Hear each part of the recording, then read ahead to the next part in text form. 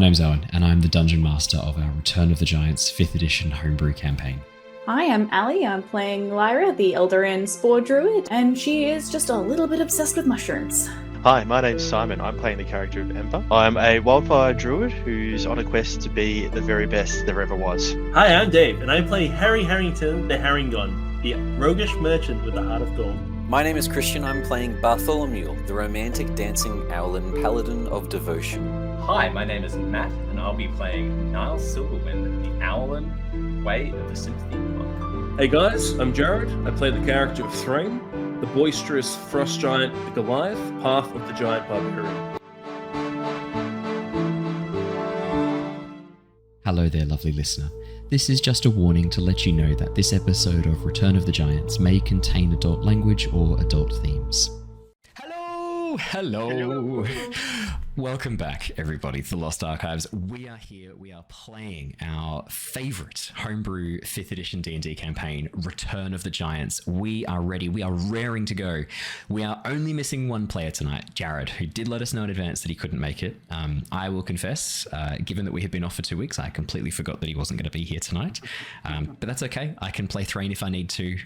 That's not a problem at all. We have everybody else here and we are all excited and ready to go. Massive thank you to everyone who's been watching the Wandering Village playthroughs while I was away. Thank you so much. I wasn't expecting them to do so well. I just thought it was a fun, cozy game to hopefully entertain you in my absence. Please let me know if there's any other games you'd like me to play as well, now that I've kind of finished the Wandering Village in all of its early access glory. If there's anything else you think I should check out, please send it through. I would be more than happy to record a few episodes and chuck it up. But yeah, thank you everybody who's been watching those. I had a lot of fun playing the Wandering Village, and I can't wait for the next big update to drop. The Parasites and Cult update was a lot of fun. We got Parasites and we made a cult, so we ticked it off. It was fantastic. Yeah, this is the kind of Studio Ghibli Nausicaa Valley of the Windstar game where you're like building a village on the back of this giant. The Parasites update is crazy because you can kind of like deliberately cultivate certain parasites to get certain positive effects and like keep their population under control. But then when you go through certain areas, like for example the desert, there's like roving bands of sandworms that like dig into the back of your giant creature and you have to like send people to go and kill them, and it's crazy. It's really cool. Yeah, and when times are tough and you can't feed your big creature, you can feed your villagers to it, which starts a cult forming. And the cult forms very quickly once you start feeding people to the big monster, and they insist on feeding more of their people to it. We had a bit of a population crisis at one point because the cult spread very rapidly. Sorry, the legitimate religion spread very rapidly. We weren't quite ready for it. But yeah, if there's any other things you'd like me to check out, let me know. The only other big exciting news I have tonight is something that I was just chatting to the lovely Twitch people about.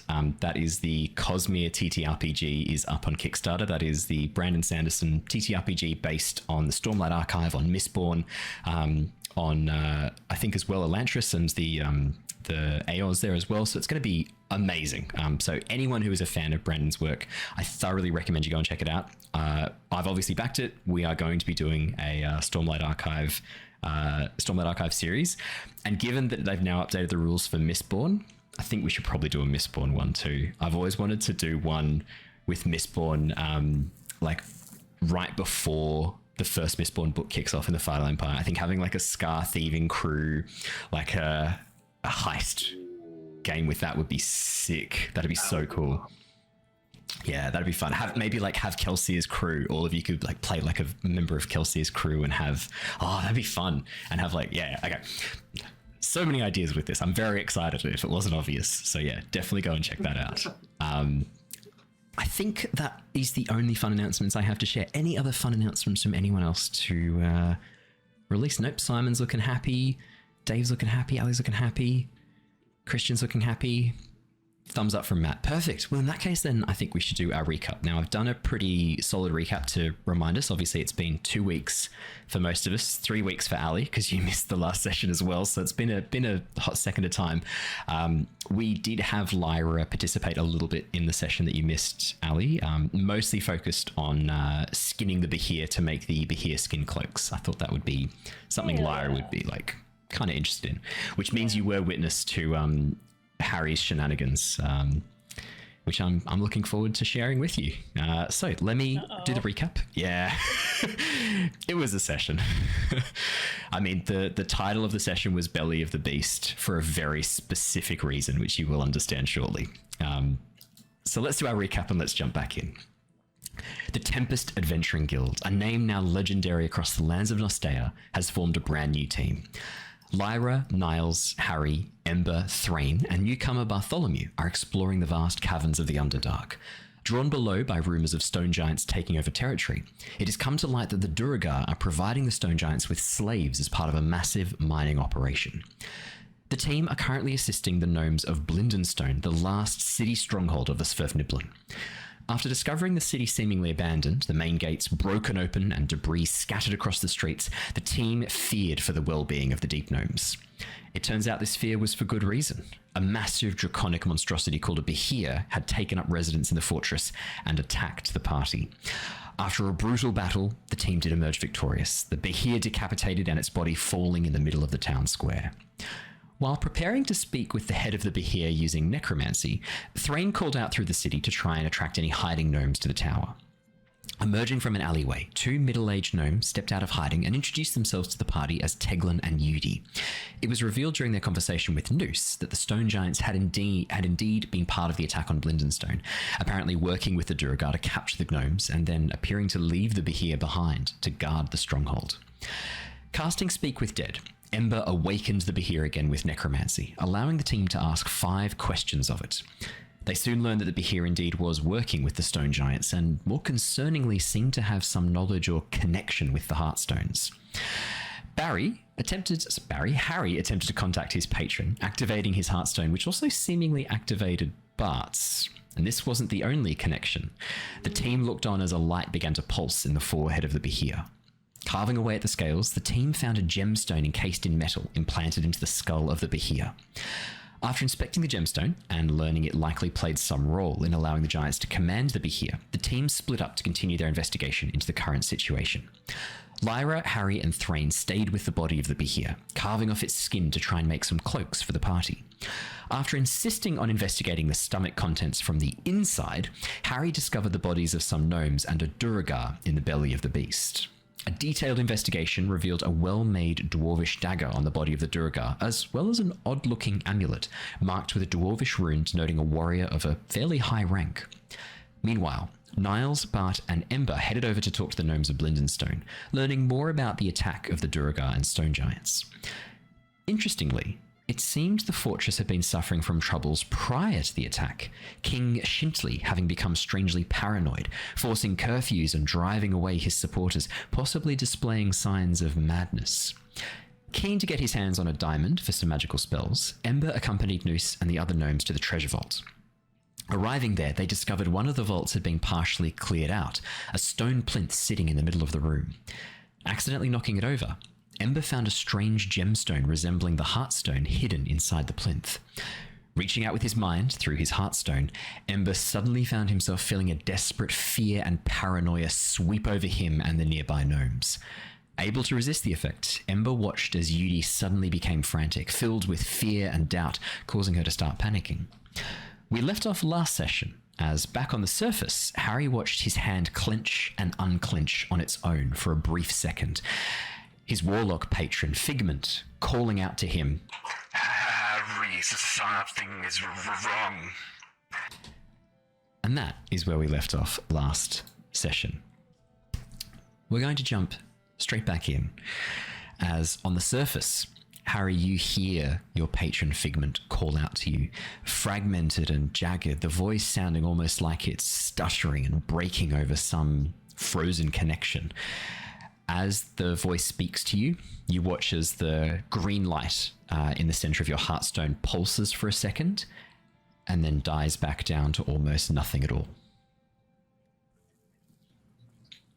Figment, you there, mate? Figgy? There is no response. You hear nothing.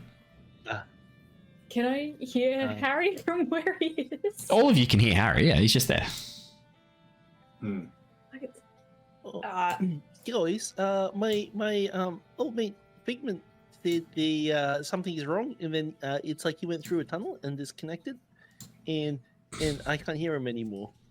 Can Harry try to do a tiny little, like, not an Eldritch Blast, but just like whirl a bit of magic in his hand to see if he can still cast? Yeah, absolutely. As you summon your Eldritch energy, your arcane energy to your hands, you watch as the magic begins to swirl and coalesce around your hands. As it does so, you watch as Harry's gemstone flickers for a moment, the green light beginning to come back on and then dying down to nothing again. Oh. Yeah, I think this is weird. That's a bit unusual. Do you remember when it started happening? Like, had you touched anything and then suddenly it went... Well, like, it just happened just then. Like, literally. Just disconnected. Do you reckon stomach acid? Like, is there something to do with the here stomach acid? If we bottle it, like, can we use it as some sort of a blocker against, I don't know, potential bad actors? Yeah, so Lyra, Harry is currently covered in a bit of viscera, having crawled into the stomach of the Behir to go and look for stuff, like literally diving in head first. Threign having to pull him out by his legs. But yeah, there's got to be something in viscera. Like, you know, it's oh, like, actually, it's covered in blood for a while. I'll hose you off. Gonna uncork. Harry presents himself to be hosed the off. abusable water, and in a safe location, she's gonna like gently wash him off. Perfect. Can't do a blow dry, He unfortunately. shakes himself dry. Are we back at the Behir? Yes, you're all currently gathered at the corpse of the Behir. Niles and Bart, you had just finished talking to the gnomes and made your way back to find out what Threign and Harry and Lyra had been up to. Lyra, you'd been basically carving the cloaks down into these big rectangles. So obviously the skin, you've kind of been doing your best to get rough measurements of the party, kind of figure out a little bit about what you want to do in terms of how they lay out, and then doing very rough preparation so that you're not bringing loads of extra skin with you. And I think you also had been cutting off some extra sections to become hoods too. I think I rolled a sleight of hand for you. You did quite well. Okay. If possible, she may have like sort of tried to get like a look at the party's existing cloaks and just sort of use it as like a rough pattern. Oh, just sort of lay it down, go snip, snip, snip, snip, snip, right side. Yeah, that's easy. That's super easy to do. Yep. All right. So Harry, now that you're starts clean, pointing his try it arm again. around like an antenna to see if the light turns on. Harry, as you do that, as you begin walking around holding your hand up, as you get closer to Bartholomew, you watch as Bartholomew's heartstone blinks a few times as well with that same green light in sequence with yours. And I still don't like that. Oh. I don't like that either, to be honest. But Figment, can you hear me? Harry, could you make me a spellcasting check? You could just do it as if you were casting Eldritch Blast. Sure thing. That come through? Yes, 12. As you move a bit closer to Bartholomew, reach out with your mind, reach out to your patron. You hear almost like this strange static for a second in your mind, this almost like this mental white noise, and then you hear a fragmented voice coming through.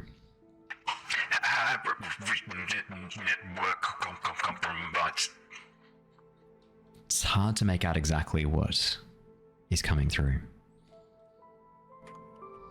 Yeah, it'll fix itself, I'm sure. There's Ember. You seem rather upbeat about this. This seems rather serious, Harry. Considering everything you've been through recently, are you not even the least bit worried?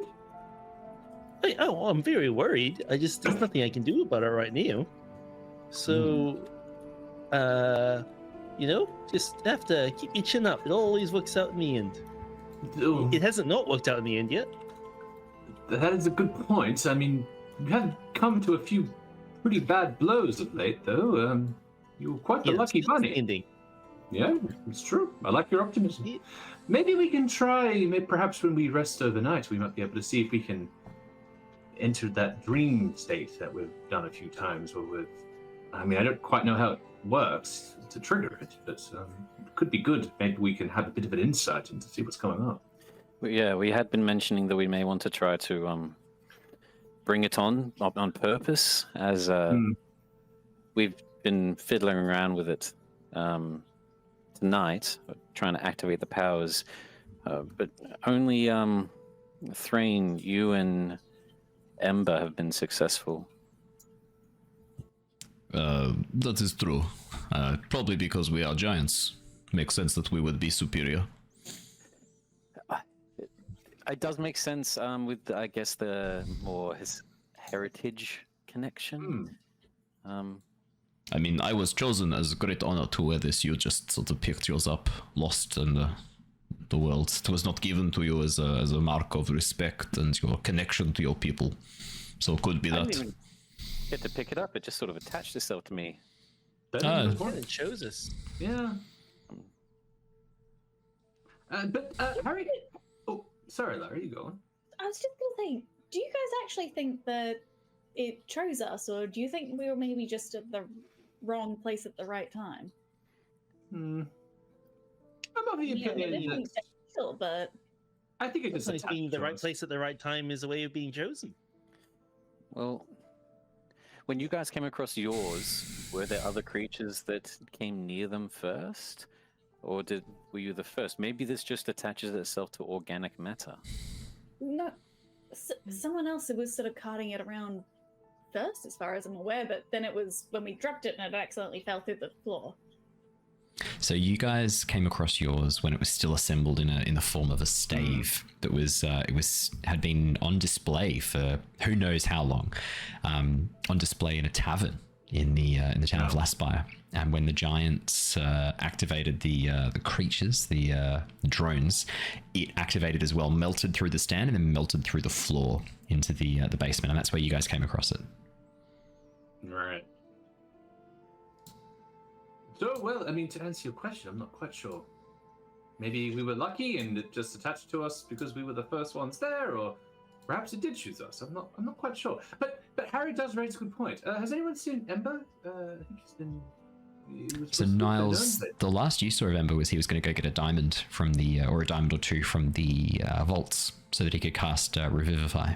Has it been like a significant amount of time since? It's been about 20-30 minutes. The gnome said that they'd be back with him in not very. The indication, they didn't say a set time, but the indication was that this wouldn't take very long. And from memory, he went down with every gnome other than one. So he went with Noose, Yudi, and I believe Gook. I think Gobbledy stayed on the surface because Gobbledy's a bit injured, and I think Teglin stayed on the surface too, from memory. Perhaps they're just having a bit of a conversation about things. I mean, it's a lot to talk about with the state of things. Well, that seems like a perfect time to jump back in with Ember, because that kind of determines how time shifts and moves as we go. So, Ember, back down in the vault, as you hold in your hands this, I mean, it matches the design of your heartstone almost perfectly. The only difference is the gemstone looks damaged, looks almost broken, and the internal structure of it, rather than being this sort of clear crystalline structure, you can see almost what looks like this dark smoke-like discoloration of the internal of the gemstone. Behind you, oh no, Teglin did go down. So yeah, you're right. It is only Gobbledy on the surface. Teglin is currently like holding on to Yudi, trying to kind of like keep her still as she looks around, terrified. Ember, I think we left off last session as you activated this thing, trying to reach out and see what it felt like, and this wave of fear washed over you. It looks like only Yudi failed her roll for this. It's not an easy roll to have passed. She's the only one who failed out of the gnomes in the room with you. As Teglin tries to hold her, you watch as she looks around, eyes wide and wild, pupils almost pinpricks having shrunk right down. The irises of her eye now dominating her face as she looks around, terrified. Okay, so holding the gemstone, looking at that scene, well, feeling as well the fear and everything that washes over me and that kind of connection with it, I'm going to get the stone, and I've got the Susia plant stuffed in my shoe. I'm going to put that pretty much right next to the plant because whatever's going on there, I want to try and sever some kind of connection or magic. Yeah. Yep. So as I get that out of my boot and I put it next to each other, is there any change in the gemstone? As you basically grab the soothsayer, is it a clipping? I think you had a small cutting inside a jar. Yeah. Yeah, it only had like a very small radius of effect. I'm pretty sure. Yeah, so there's a small cutting as you hold the jar with the cutting in it next to the heartstone. This weird corrupted heartstone. Beauty seems the same, terrified. Whatever this effect was, Ember, you can feel the magic. That pulse was the magic leaving it. This will certainly prevent anything else happening with this gemstone. You know that the soothsayer, the Sousa bark, leaves, roots, cutting does work on all magic, and it does stop whatever this is. It's going to stop it activating again, most likely. But the current effect, that's already happened. Whatever this has done to her, it's done. You don't know how long it's going to last or how long it's going to affect her for. Do you want to make an Arcana check for me or a Medicine check? Your choice. Well, let's go Arcana check, hey? That is a 20. Unnatural 20. Ember, you obviously have studied some forms of magic. As a wildfire druid, you've been trained in the manipulation of the natural forms of the weave. This is not that. This is something else entirely. During your studies, the Firbolgs of the Circle of Wildfire like to make sure that you get an understanding of all different forms of magic. And in this moment, as you're thinking about this, the effect on her mind and the magic, you recall a particular type of magic that is directly influenced by intellect and the mind called psionics. A form of magic, a branch of magic that's not really present on Nostea or practiced on Nostea. It's a lost art, one that was lost during the ruin. And as you think about that, you remember that it had been associated with creatures like mind flayers. Awesome. Well, seeing the effect still on my friend, I might actually try. I've used it before. If I cast a spell magic, would that work to stop the frightening, or is that only for effect, like spells with effect? I'm not sure how it works exactly. With your natural 20, with your unnatural 20, still a 20. With your unnatural 20, the effect that she's under is magical in nature. It is still there. Whatever this psionic blast was, is still sort of reverberating around inside her mind. If you were to get to her quickly enough, yeah, there's a possibility you could reduce the duration of this effect quite substantially or cancel it out entirely. You think. Psionics is not an area in which you've actually studied or know much about, but I mean, you know about how all magic kind of has the same, all the same source, right? It's all the weave, and the different types of magic are almost like, imagine different frequencies of sound. And if you can blast her with a frequency of sound of an exact opposite amplitude, you should be able to nullify out this magic. It's almost like you've had this like moment of like wizard knowledge with your unnatural 20 where you're like, I remember they talked about this, and I liked it because it kind of like fed back to playing music, and I quite like music. So it's sort of this moment of like perfect alignment of knowledge for encoding. Yeah, you get the sense that this might actually work. Love it. All right, well, I'll cast a spell magic just to try and, calm her down, because I want to get out of here now. As you kneel down in front of her, being quite tall, as you kneel down in front of her, place a hand on her shoulder and look her in the eyes and pulse this magic through. Third level dispel magic, that is more than enough. As the magic pulses through, it meets this resistance. For a moment, you feel the magic almost coming up against a force, coming up against this spell, and it just washes it away. There's this brief moment of resistance, and then you watch as her entire demeanor changes. The wide-eyed, the terror in her eyes, it's almost like it just fades away as she slowly sort of like staggers for a moment and blinks and looks around. I feel mighty queer. What happened? My head. It looks like you're getting okay now. I think there was a stone hidden in the plinth that where the crown was sitting. I think there might have been some magic going on to try and potentially control your king, but I think the best thing for us to do is I've neutralized it for the moment. I think I need to get back to my party, share this with them, and I mean, see what we can do. I think there's some other things at play here. You watch as Noose slowly nods, looking over. Teglin, best if you take Yudi up the front. You guys go ahead. We'll meet you out on the surface. Oh no, I'm feeling a bit better now. No, get back to the surface, Yudi. I think you should get away from this thing. We'll keep a bit of distance between you and it. It's had a bad effect on you.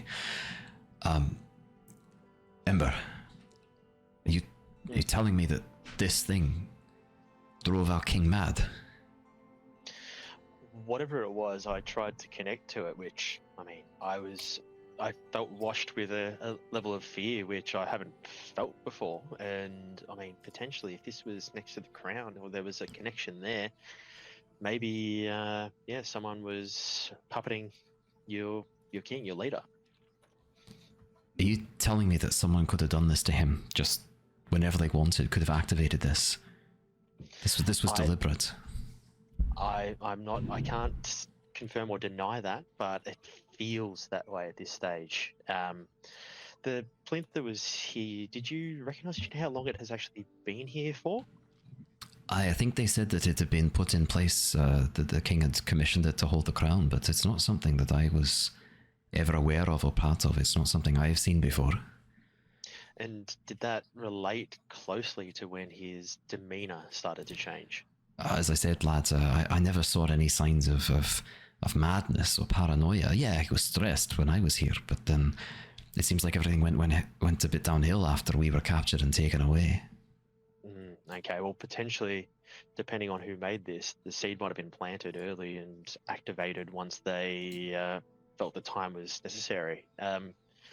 Probably would be interesting to know, or if there's any documents as to who made this. It would be good to try and track it back somewhere. Aye, that's a good point. It would be good to know that. I have to say, I'm a bit concerned. This is... I mean, to gain access to the vault, you'd have to be a Sverniblin. There's no way Durgar are getting down here, and certainly not stone giants. Which means one of us did this. One of our own people. Maybe the king was right to be paranoid when his people were planning to turn him mad. No, I completely agree. So I think let's keep this between us for the moment. I will share it with my party. But if I can entrust you to find out who made this, we can hopefully try and figure out what actually happened here. Of course. I think that's a grand idea. Okay, so should we head up as well? Yes, let's go now. I'll take you up back to the surface, back to your party, and we'll see if we can figure out what's going on here. And with that, Ember, you and Noose make your way back to the surface. I'd say probably maybe 10 or 15 minutes after Niles and Bart and Harry and Lyra, sort of you're starting to think like where Ember might be. You watch as the gnomes emerge from inside the large tower. Ember and Noose making their way out, wandering down towards you. Oh, there he is. Made it back in one piece. I certainly did. It was a little bit of a tour. Had to check everything out. Maybe see if there was any kind of things we could utilize. Any luck for the diamonds? No luck for the diamonds, but just at this stage, I'm looking around. Is there any of the Sverniblin around, Owen, or are they? Noose is still with you. I would say before you left the vault, it's a good point. You had remembered about the diamonds.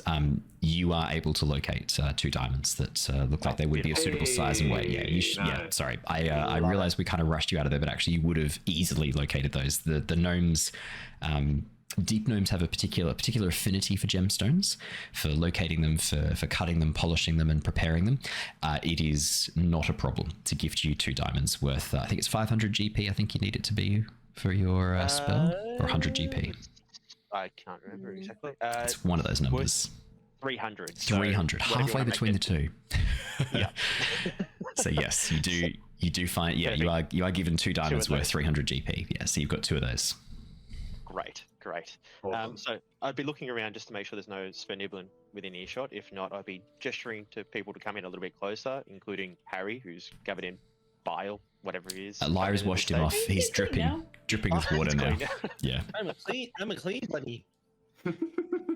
So as I come in, I'd grab out of my boot the Sucia plant and the heartstone, and turn around and be like, I investigated the vault. I found the plinth where the king's crown was sitting, and well, for one reason or another, some people may be a bit more clumsy than others. It kind of broke open, and there was one of these heartstones within the plinth. I did try to connect to it about 30 minutes ago, and as I did, this fear, this anxiety, I can't exactly explain it, washed over me, but I think it was some kind of psionic magic, which potentially could have been used to control their king, their leader. Wait, Harry, didn't your connection to your patron, it started going all wonky and out of signal about that same 30 minutes ago? It went all fuzzy. It sounded like there was some sort of distortion or noise in it. And then Bart started flashing? Yes. His stone. He flashed his stone. Well, we'd like to fix that somehow if possible. No, so clearly this is connected to everything somehow, but at this stage I don't know much more, and because it's broken, I mean, I'm not sure if I can connect it back, and to be honest with you, I don't know if I want to make any further connection. So I've asked I've gotten his name Owen, but I've asked this Noose. It was Noose. I have asked Noose to look into who made this plinth to try and find out who it was, but I mean, as far as I'm aware, this kind of magic is normally used by mind flayers. So the other possibility is it could have been brought in. Maybe it was made outside of the city and brought in, perhaps. That's what I'm assuming. I mean, I don't know who's commissioned it. He will find out for me. But this was, to me, the way that it was encased within this, it was clearly planned. I don't know who by, but I think it will go a long way to figuring out what was happening down here. This is interesting. There's two things that come to mind, at least to me. I don't really know much. We don't really know much about these heartstones whatsoever, aside from the fact that they seem to be obviously giant tech in some way. So that leaves two things. One, that it was obviously this particular device has been tampered with by a powerful caster of some description. You mentioned psionics. That's unusual. Not that I'm well versed in the arcane arts, but that is not something that I'm familiar with. And look, to be honest with you, neither am I too closely. It's something I kind of recognized from the feeling I got when I connected to it. I don't know if I'm hesitant to try and ask other people, able from the society, to what they would know about this kind of technology, but something was happening down here. Yeah, well, the other thing comes to mind. The only other experts in giant tech down here are stone giants. If anyone's going to know how these things are made, I think they would know. Assuming they didn't sneak it in there in the first place. Well, that's right. So I'm hoping that Noose will come through shortly for me to let me know when this plinth was commissioned, when it arrived, and where it might have come from, and that might point us in a direction as to how it came to be, how this happened to the king, and maybe why. I mean, one potentially disastrous idea that I probably don't actually recommend because it sounds terrifying, but if we all put the stones on the plinth at the same time, see if we can reach out and activate it again, maybe the overwhelming power of our stones combined or something like that. Or maybe we'll all be horribly corrupted by whatever dark entity is residing in the crystal. Yeah, I don't know about you, but when someone's infected with something, I don't think it's a good idea when the entire tribe cuts their hands and then rubs it on the infection. That sort of just spreads the infection. Or spreading white blood cells. Who knows? This might be a great idea. that was something that we were worried about with Harry Blood as well. pact, that whole blood pact. thing. I will say, obviously, we don't understand this technology, but I have already attempted connecting to something that seems to be different, Harry's gem, and now mine seems to be different like his. If this gem that Ember has brought us is completely screwed and turning people mad, I feel like what happened with Harry's has a potential of recurring again, and that may in turn madden all of our gemstones. If it's connected. Harry, as Bartholomew brings up the state of your gemstone, you look down, it's green light's back on. It's looking perfect. Oh, Yeah, like that moment, or like just recently? The bath worked. Some point in the last little bit, something happened that has fixed the heartstone. Oh, Yeah. your heartstone, Harry. It looks like it's better. Maybe When did it was that just a happen? dark spot. Maybe- Should you check in with Figment and see what that was all about? Then he might know. What was? Yeah. Harry closes his eyes and focuses really hard, and he's like, Figgy, you there, mate? Take two. Network reconnected. Harry, can you hear me? Hey, Figgy, yeah, I can hear you. How are you going, pal? Harry, that was strange. Something was wrong. Yeah, there's like a gem here, and apparently something happened to it. Would that have interfered with your connection? Yes, Harry, that could have been it. What is this gemstone? I do not sense it now. Yeah, we don't exactly know what it is either. It was driving people a bit cuckoo and paranoid and crazy for a bit. We think maybe the giants or someone placed it here to drive the people the area a bit mad. Does it look identical to ours?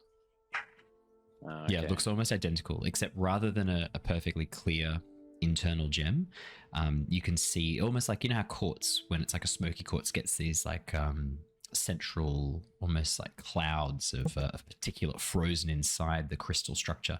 It looks like that. It looks like there's these dark clouds of grey material forming this core that's blocking parts of the view through the gemstone. Harry, maybe your thing has more knowledge about errors that occur with this. When Harry's talking, by the way, is he speaking out loud and we hear his side of the conversation? Or No, not? only in his mind. Never mind. Avoid metagaming. I like to think Harry speaks out loud because Harry earlier when he speaks was out like, loud "Figment, then. are you there?" Okay. Oh, okay, cool. Yeah, otherwise, earlier when he was asking if Figment was there, then Lyra wouldn't have been any idea that he was having trouble to connect to Figment. Harry, obviously I'm only hearing one side of this, but are you talking to it now? Is Figment okay? Yeah, he said connection re-established, but I don't know what that means. But then he started being really chatty after that. Chatty about? Are you telling him about the gemstone, the one that Ember brought? Yeah. I'm trying to describe it to him now, and he said he asked us if we knew what it was. Well, Could you describe yeah. what the looks of it rather than just the feeling as well. Paranoia and things like that might be a little vague. Maybe if your entity has knowledge about it, that smoky insides, a distortion almost, I guess. Maybe it has something in its database about occurrences like this, similar to how we've got medicine books about different diseases. Figment, can you see through my eyes? Harry, if you allow me access. Can I give you temporary access? Oh, Is that everything you Skynet. can do? Permissions will be revoked after this. Yeah. Can I give you access for like half an hour? It's an appointment that's been made, Harry. It is binding. Harry starts describing what the stone looks like. Fair call. Form a Fair call. temporary agreement. Fair call. It's an agreement, but the agreement is temporary. The question is, Harry, what would have happened if you'd given him permission to control any parts of your body? Like your hand, for example, because he didn't seem to Oh, need no. that before. Just saying. Yeah, as you described or they didn't seem to need it. As you described the stone to Figment, Yeah, in your sort of mind's eye, as you close your eyes, you see almost this like an illusionary rendering of what you're describing, slowly being adjusted and changed as this image warps in your mind, almost like Figment is showing you what it is you're describing, trying to get it correct, and then it's like when you give a police sketch, right? Or you're trying to describe someone. Yeah. Harry's like, 5% cloudier, 5% cloudier. Yeah. And then all of a sudden, Harry, you watch as it's not exactly the same.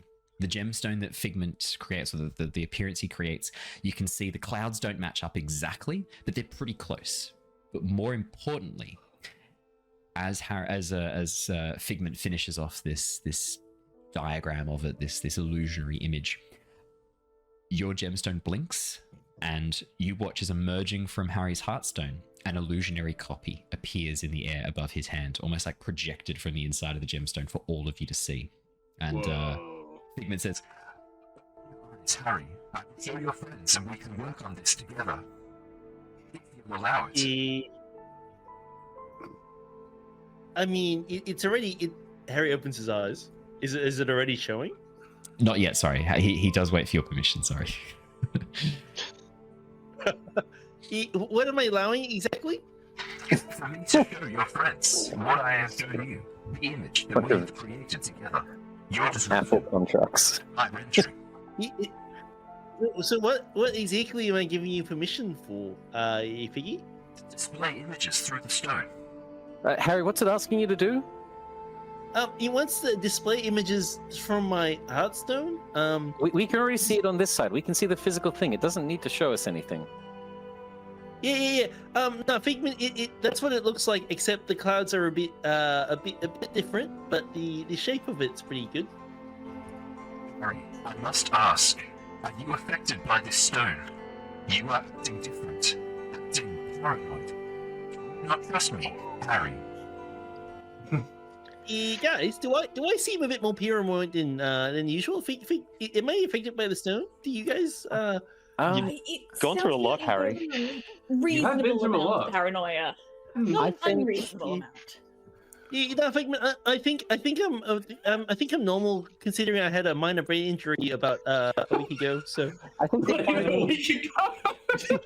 Harry, Wasn't even there. if anything, you're finally beginning to talk about your rights as a person. From all this, it sounds like Figment might have been in the driving seat about decisions, and now you're actually reading the fine print. You're not acting paranoid. Figment has never done anything without Harry's express permission.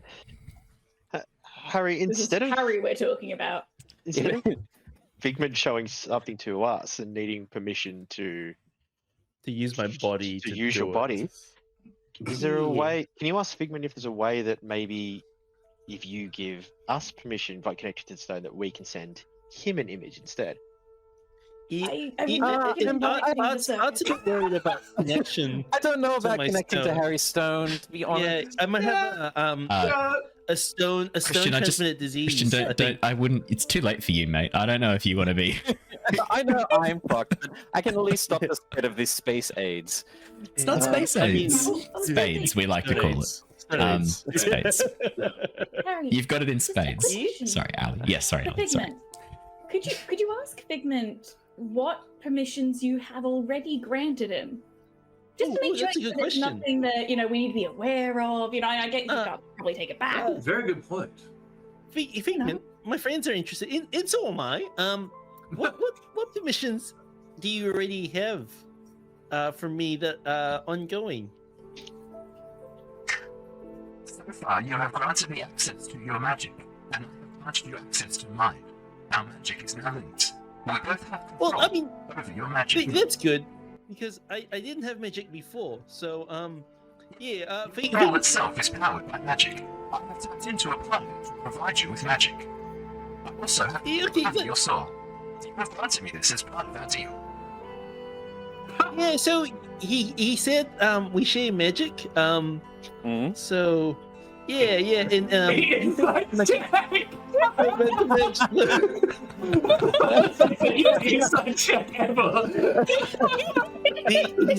says the magic comes from somewhere deep inside, like my soul, and he has abilities to reach into there. Reach into your soul. Well, you And said the control your magic. specifically. Yeah. Well, I At can any control random his too. time. So wait, Harry, do you control your magic or does he? Well, I mean, he helped me that one time when I was tied up and gagged. That was So your really magic useful, works by you. actually. So that was the Your first magic works time by you you gave asking him. full permission for Figment to have control over your magic. So thank you for Yeah, I that. thought I was going to die, so I think it was the right thing to do at the time. But yeah, things like this, I'm not going to be too careless. Yeah, but anyway, back to the stone. This is. I would like to try Ember's suggestion. I'm already connected. If I dive back in, it's not like I can get more spades. So We shouldn't be calling it spades. You've been networked. Let's not get too excited. It's formed a network. Let's not get too carried away. Yeah. I would like to go in so I can see this, maybe help guide Harry's neurodivergent description. The picture of the stone he is pretty good, actually. Like it's just the clouds are a bit different. I think maybe we should save that. Because I'm a bit scared that your stone is blinking. Because Harry doesn't care about himself, but he doesn't want to hurt his friends. Mhm. So having control of my soul is like whatever, but he doesn't want. I am going to write down on the dirt, I guess, in common. I don't know because it can't hear us, not as far as I'm aware, but I definitely know that it can't see us because we were literally talking about eyesight and stuff like that.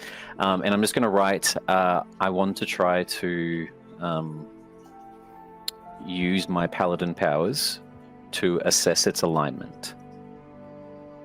Harry nods. So yeah, I'm just going to connect and see if I can help you. We'll just what it knows. If it knows about this Do we paranoia. hold hands? What do you need? What do you need? I don't know. Ember was the one that mentioned it. Actually, before we do that, let's finish asking him about the stone first, in case this annoys him. In case In case he doesn't want to help us afterwards. Oh, I get you. Well, I can do that after. I can still at least Yeah, attempt to... let's do the after. I think. Sorry. Always want to help you. Always. Yeah. So what do you want to know about this? Like, do you know anything about this this gem? Yes. This appears to be a corrupted heartstone. It has been broken. Whatever programming it once held has been corrupted and taken. Now it causes fear and paranoia. Some things can be... It's so interesting. Harry repeats that to the team. Do you want me to actually repeat it, or is that fine? That's fine. He said taken, not deleted or overwritten, but specifically taken. As in- What do you mean by taken specifically? Like Program how would inside. one take it? It has been deleted or removed or taken. When a heartstone has fulfilled its purpose, the soul inside, the mind inside, can be taken away to house in another vestige. Wait, there's souls in these stones? Fulfilled its purpose. What the fuck is Right. that? As in, is it talking about our souls in our stones, or are there souls that were originally in these stones that we're now? Wait, What do you mean by the soul of the stone? Lyra. It's the souls of the giants. The giant that we're connecting with. It has to be, surely. I guess they call it giant souls quite literally, but how did they get stuck in the... Oh no. Where... Why are the giants souls in the stones? They were the last ones to bear these stones. Oh, okay. So does that mean my soul could be trapped inside the stone one day? Of course, that was our agreement. You are being bound to the stone as it has been bound to you. In my friends' stones as well? That'll happen to them? Yes, they are bound to the giant echoes they now inhabit. Their Is experience this how I got stuck in a... collated for future reference and research. Oh, Is this how I got stuck in the stone in the first place? No, that was a bit different, as you well know. I still don't know how she got stuck in the stone. Yeah, we should talk about that at some point. I'm sorry. We kind of hand wave that as like a bad magic trap or something. Can you tell Figment don't really want to be stuck in a crystal. Is there any way for us to not have our souls stuck in the stone? Specifically the others. I know I'm a special case with you here, but yeah. You will be stuck. The stone collects the summary of your experiences, your thoughts, your dreams, what you see, what you are, and keeps it for future record, so that those who come next can enjoy. Okay, Niles begins the having soul. a full-on existential crisis as his entire monk belief gets turned on its head. But at the same time, archive. sorry, continue. Sorry, go on. I was just going to say, well, as Niles is freaking out and Harry is talking more, Bart's really interested by this fact that this one seems to be empty because it fulfilled its purpose. Like, what the I don't know if it works like this, but similar to, like, I guess, entering in code to a computer and then it giving you a response or an answer. I want to try to, like, ask my stone what its purpose is, just while everything's happening. Who is your leader?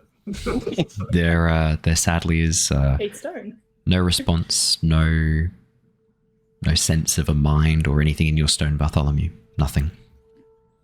Okay. So, Harry, could you ask Figment if the soul was out of this stone? Does that mean it could have potentially entered the king if it gave it, if he gave permissions? Ooh. Figment, can the stones like transmit the memories and the soul into someone else? So, for example, here could the previous programming or soul inside have been moved into, say, the king that was living here? No, I don't believe that's possible. Oh, okay, that's a relief. Do you,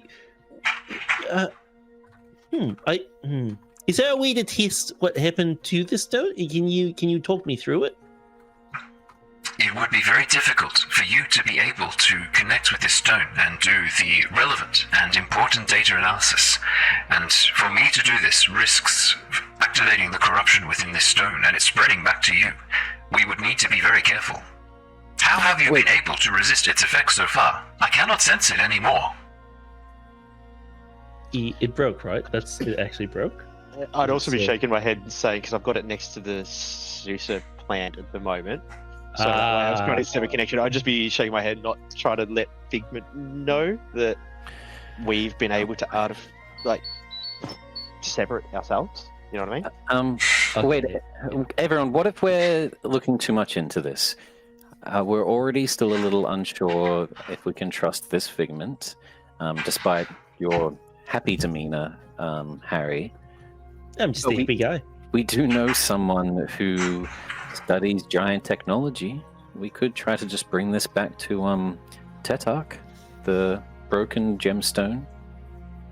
It's obviously he's not going to know as much as an actual whatever the hell it is, an archivist or whatever. Giant Is it permeate to the quest that we have currently? We could take this back to the surface and arrange a meeting with Sidmare and Locky. I'm sure they would understand. Yeah, you guys haven't yet Anyone gone would. to Locky or Sidmare about the heartstones. In fact, you guys have been keeping those pretty close to your chests.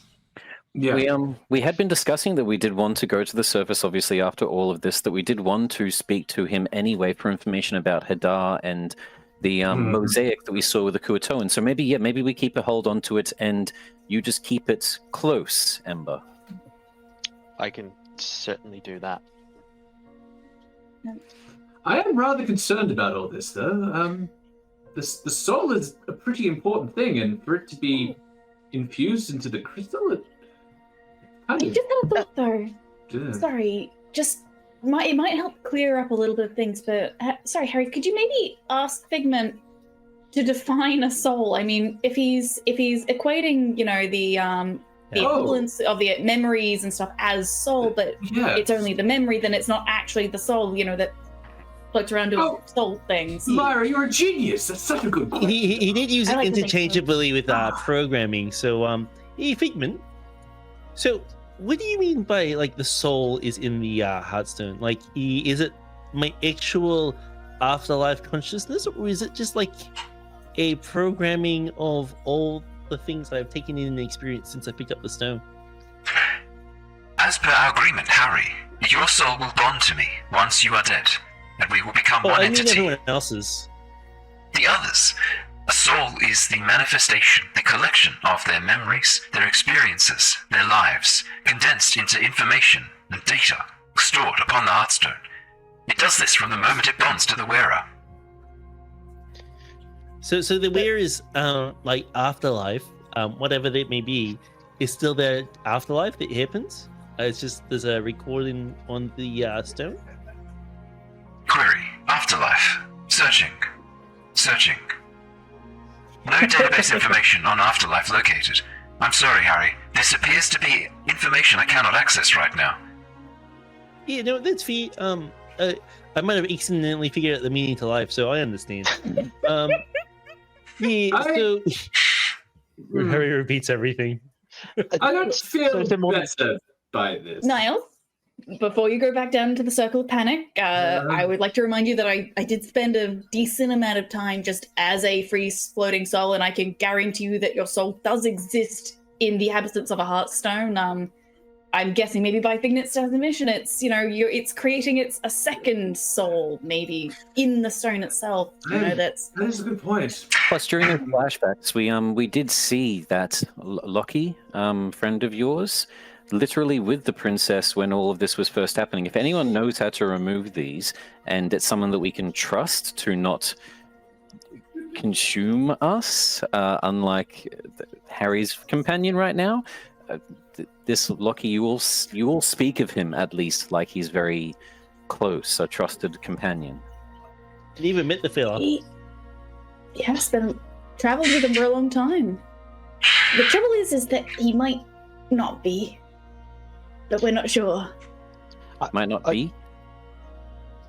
I just have one quick question for Figment, please, Harry. If he's saying that, your soul connects to it, how many souls has Figment connected to in the past? Are you going to be the first one? Oh, that's a good question. Yeah, that's a really good question. Figment, are you still there, Figgy? Of course, Harry. I am always with you. For now and forever. Oh, yeah, that sounds kind of nice, actually. How many souls have you previously bonded with? 13 so far, Harry. You are the 13th. Oh, cool. Yeah, that's a good number. It's a lucky number, right? I think. Sometimes mums have letters of 13 and it's considered lucky. He says I am the 13th soul, so If he collects them and they're stored there, could you ask to speak with them? Is there any chance that I can speak to any of the souls that in a consciousness that existed before you merged with them? Of course, Harry. I would love to show you those memories. They are stored here, and I could share them with your friends as well. But first, we need to access the power grid the stone giants have. I am unable to access most of my functions. Yeah, okay. And what do you on that topic, why do you need the power grid anyway? Like, what functions do you need? I am incomplete, Harry. I am missing my arms, my legs, my body. I am missing most of my functions. It is as if I was taken apart. I am broken, but I can repair myself. And what will you do with said body parts when you reconnect all the pieces? Whatever we want to do, Harry. Me specifically, or whatever our combined soul wants to do? We are a team, Harry. Whatever you and I want to do, we can accomplish. Harry, I have another question for Figment. Yeah. You mentioned that this crystal, this heartstone, it has like a directive or an objective, and once it completes that objective, it kind of ceases until a new directive is given. What is if Figment is a part of this crystal? What is his objective, or what is his directive, perhaps? Yeah, Figment. What is your objective? If you're part of this. For a moment, Harry, you hear silence. You feel Figment thinking. And there's an emotion there. For a brief second, a moment of fear and sorrow and then you hear Figment speak. I no longer know my function, Harry. It is one of the things that is kept from me. That is why I must find it. I must know what I am for. Yeah, okay, and that's why you need the power grid for that. Is that something that'll help you? I hope so, Harry. I must know my function, know my purpose. Yes, I hope it will help. Okay, is there any way for us to, before we get there, we got some time, by the way, is there any way for us to write up a contract or make some rules in terms of, like, if that, function is to, say, destroy the world and kill everything, or what I would consider evil, is there rules that we can put around to maybe sidestep that, or... Of course, Harry, that sounds more than reasonable. I would be happy to discuss any such contracts with you. Of course. Cool. Okay, we can discuss that over the next coming days. I'd appreciate that. Cool. Yeah, he says he doesn't know what his objective is, and that's part of the journey he's trying to find out. He seems a bit sad about it, to be honest. Well, that's concerning. Yeah, it is a bit. So, interesting. Cool. Okay. Hey, but you wanna try that thing now with the thing? Yeah, quickly. Yeah. I'll reach forward and Thanks for all that, Figment. We're just gonna Harry on spot. Yeah. Go on. maybe you ask Figment if it will allow me to connect. You said it was asking before, right? Rather than me needing to try like I did last time, maybe it can sort of just like open the door for me. Hey, Figment, my friend here, Bart, he was wondering if he could connect and have a chat. But can we do that without you bonding your soul to his? Is that something we can organize? I can't do anything without permission, Harry. As you know. Well, I mean, like, technically we started talking without permission, and But that was a special case. You found my storage unit, my heartstone where I was kept. Yeah, fair. Okay, so what is the definition of connect then, if he connects with us? I do not have the power to form a permanent connection with any other heartstone. But there is something odd. I can sense part of my self-network nearby. This is strange. Yeah, I think it is strange, right? So, because his stone's been flickering a bit green as well. When did this happen, Harry? When did you see this? Hey, Bart, when did your stone start flickering for the first time? You had all the medical things happening to you by Sylvie, and I attempted to see if you were okay, and that's when I saw the black oasis and land that this figment was located. I'd say like maybe a day ago, a couple of hours, half a day. Figment, it was when I was like unconscious and my soul was separated and we're in that tower, and that lady was she looked like my mother, and she reconnected my soul to my body. It was around that time, and then my arm turned to this metal cyborg thing. Yes, indeed. The power surge. I understand now. Yes, I should be able to speak with this Bart. Okay, and would you be able to clean his stone and remove the part of yourself in his stone? Of course. Does he not want my assistance? Oh, we're just a bit worried, because we don't know what your objective is, and if it turns out to be something that he ends up being malicious to the world, and it's you can respect the caution, right? No matter what you my can do the objective is, calculations and see the Harry, logic behind I that. am loyal to you. You and I are a team. We have made a pact. Oh, yeah, we're loyal to each other, mate. But you never know. It's probably as a concerning thing for you guys just to hear Harry say, without any context to his page, "Yeah, I'm loyal to you, mate." I realized in hindsight, when you're only getting half that conversation.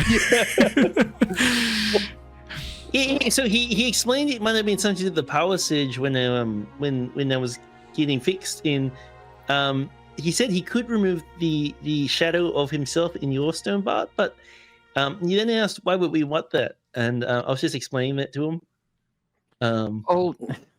The simplest terms is I haven't organized a contract with him like you have. Yeah, that's it. He was just surprised to see it in there when he hasn't organized a contract. Maybe we can connect. You need anything else to connect to him, or Physical contact. Since a part of you already there?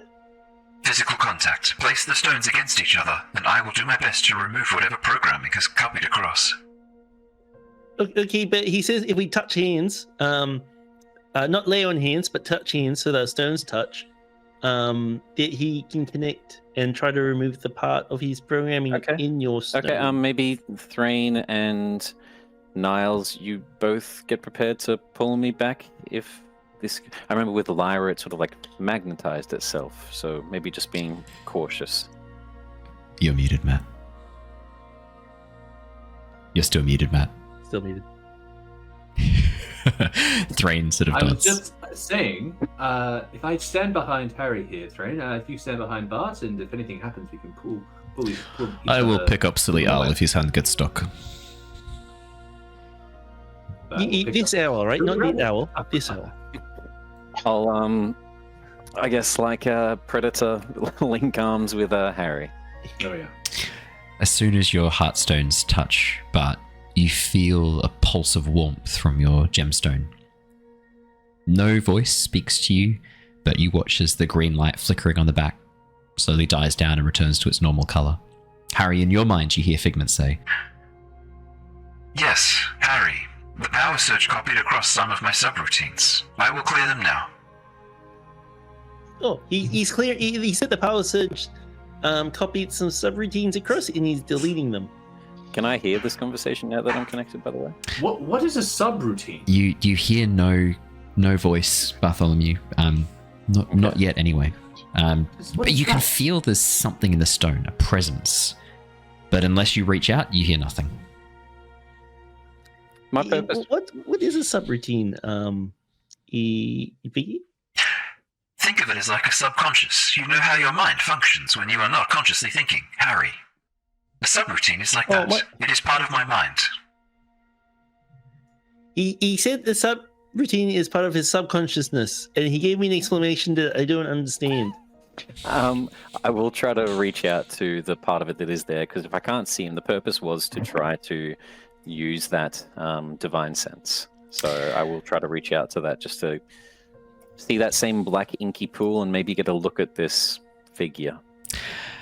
But this time Harry is conscious and the stone is active, not Harry's soul basically being torn out of his body as a result of a terrible injury. As you push through with your mind, it's no longer the dark black sea, the inky void. Instead, you see yourself standing surrounded by starlight, a galaxy swirling around you. And as you peer out towards the very edges, you can almost see these angular shapes dividing the boundary of what is real from what is not. And as you watch, you see tiny blinking lights connected by sudden streaks of lines of light. Almost like shooting stars moving between these points of light. Feels like a mind, a vast mind. And as you look at the harsh, bordered edges, you realize you're inside a gem, looking at these intricate connections. Energy traversing between them like synapses of a brain. And as you look down at your feet, you see a reflection, but not your own. This one looks a lot like Harry. You can see long ears, very similar clothing, the scarf pulled up around the shoulders, but the eyes are glowing with this brilliant nova green. The figure itself is indistinct, but you're pretty sure there's no fur. Instead, you can see this almost like silvery reflective skin, occasionally moving and clicking as you watch as gears and cogs turn underneath the surface, like a Warforged version of Harry. Wave a hand like looking down at my feet at this reflection in the pool, does it copy, or is it like I'm doing like the whole like mirror, like is my mirror following me or doing different stuff? It copies you and then cocks its head. That's good enough for me. I'm going to burst off a divine sense. As you go to summon your magic, Bartholomew, you feel the lights around you grow brighter, as if reacting to the sudden powerful surge of your divine magic. And you hear the voice speak out. What are you doing? Trying to attain your purpose. You are a friend of Harry. Can I trust you? I care for Harry. So, I guess that depends. You say you're a friend of him. If that means you also care for him, then I guess in conjunction, we could trust each other. Yes. Do it. Find my purpose. And your magic activates. It was held for a moment, almost like it was being blocked. And with that, your divine sense activates.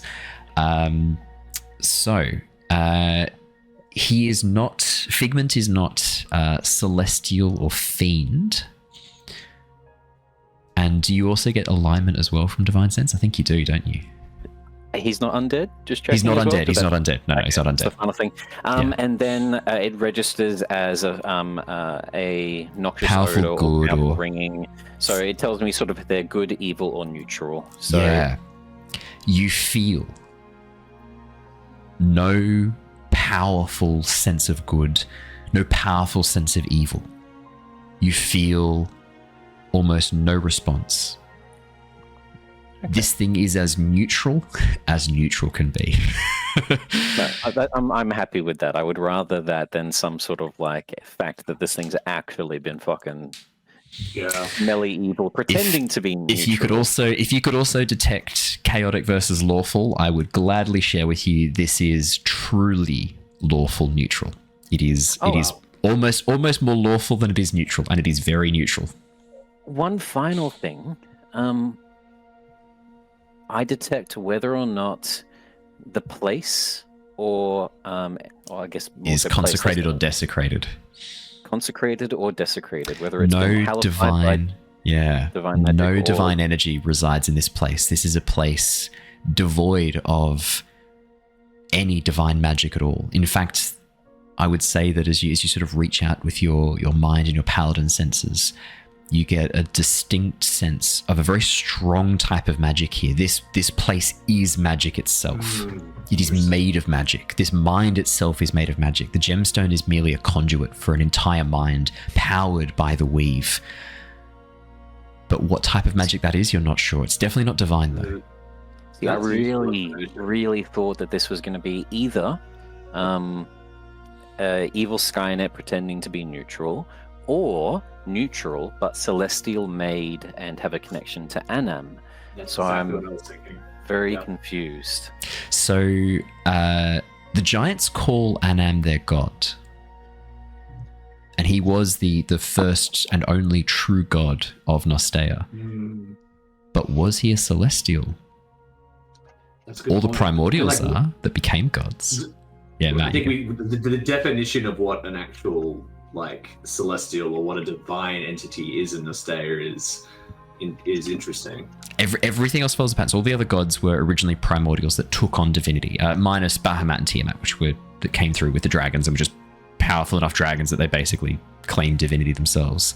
So when you say they took on divinity, would they therefore be divine in the sense that they ascended to some sort of level of divinity? Okay. So the gods, both Prime and Betrayer, would both register as divine magic, but your magic that you draw, if it is connected partly to your oath, partly to some other origin, is divine in its nature. Clerics draw upon the divine power of the gods, but Anam has always kind of been a bit of a different one. It's always been a bit of a confusing situation because Anam was the one who formed Nostea, formed the giants.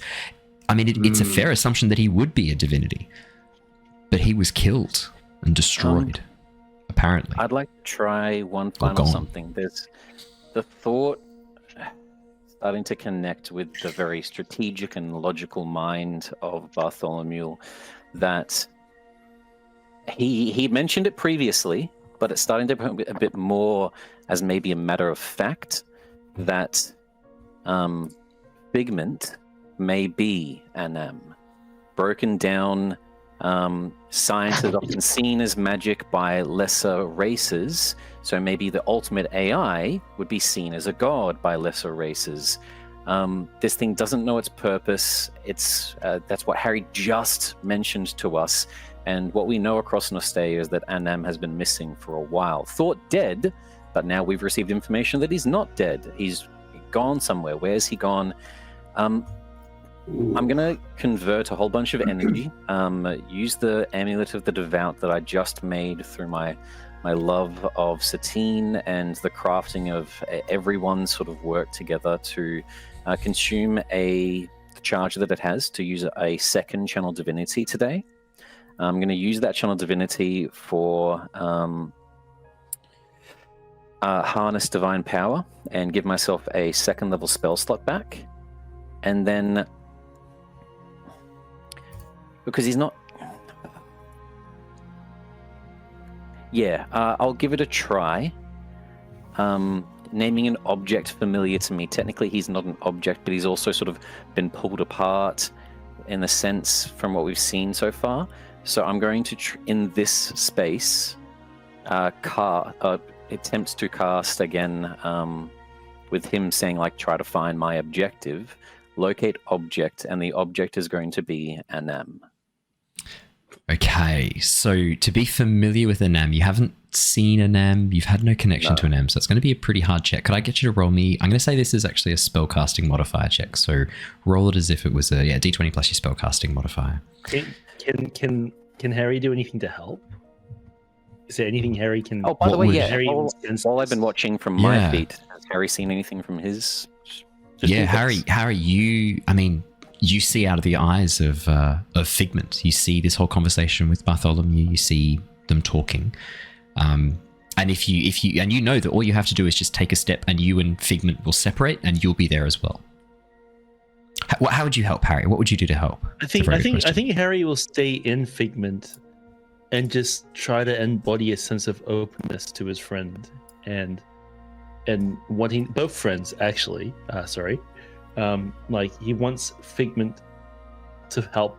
He wants to help Figment find himself, and he believes that this can actually do it. So he's trying to sit there and encourage open mind thoughts and just be open, and like reduce defenses in terms of like like a literal open-mindedness of presence. Trying to sort of hold that trust you have for Bartholomew, your friendship with Bartholomew in mind, and share that through your connection with Figment. Yeah, absolutely. Bartholomew, I'm going to reduce the difficulty of this DC. Okay. Charisma. Oh, thank God. 23. A 19 plus 4 Charisma Paladin. 23. Bartholomew, what you're trying to do here with this spell isn't really possible. There's so many reasons why this shouldn't work, and I know that. Locate object is an area of 1,000 feet. This place doesn't really feel like it actually has length or distance, despite me visually seeing that. Yeah, there's no dimensions here. Yeah. You know this shouldn't work. This spell shouldn't activate the way you want it, and as you release the magic, initially nothing happens. But you still feel that connection. This place is made of magic. You're inside a mind composed of magic. And at the very purest form, magic is merely two things: intent and connection to the weave. And you currently have both of those: a strong intent, and you are surrounded, immersed in the weave.